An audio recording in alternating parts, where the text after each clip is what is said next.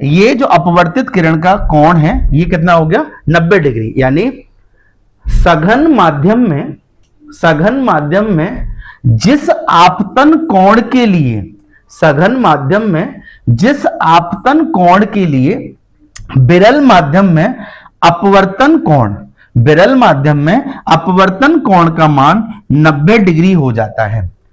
सघन माध्यम में जिस आपतन कोण के लिए विरल माध्यम में अपवर्तन कोण का मान 90 डिग्री हो जाता है, उस कोण को हम क्रांतिक कोण कहते हैं।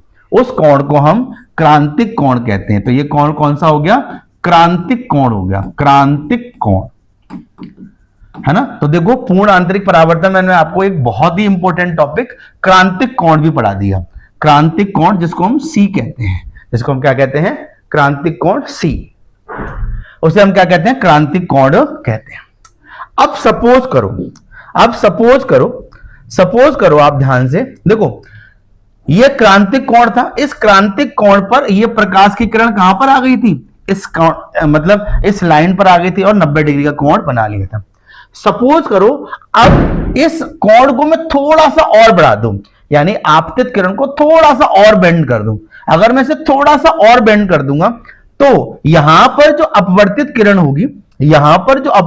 होगी वो इस वाली लाइन से अब थोड़ा सा इधर चली जाएगी, क्योंकि क्रांतिक कोण वाली लाइन कौन सी? क्रांतिक कोण पर जो आपने आपतित किरण गिराई थी वो तो इस लाइन पर आ गई, वो वाली लाइन तो इस लाइन पर आ गई। जैसे ही आप थोड़ा सा इसको और बेंड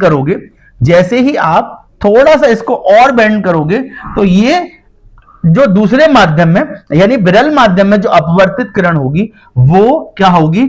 इस वाली लाइन से थोड़ा सा ऊपर उठ जाएगी, वो लाइन थोड़ा सा इससे ऊपर उठ जाएगी। इसका मतलब यह है कि प्रकाश की किरण जिस माध्यम में गिरी थी अब वो उसी माध्यम में वापस अपवर्तित हो गई। प्रकाश की किरण जिस माध्यम में गिरी थी उसी माध्यम में वो अपवर्तित हो गई। लेकिन हमने पढ़ा है, परावर्तन में हमने पढ़ा था कि जब प्रकाश किरण जिस माध्यम में गिरती है और उसी माध्यम में वापस लौट जाती है, जब प्रकाश किरण जिस माध्यम में गिरती है और उसी माध्यम में वापस लौट जाती है, इस घटना को हमने परावर्तन कहा था। यहां पर भी ऐसा ही हो रहा है, प्रकाश किरण जिस माध्यम में गिरी उसी माध्यम में वापस लौट गई, तो क्या हुआ? बेसिकली ये परावर्तन ही हो गया।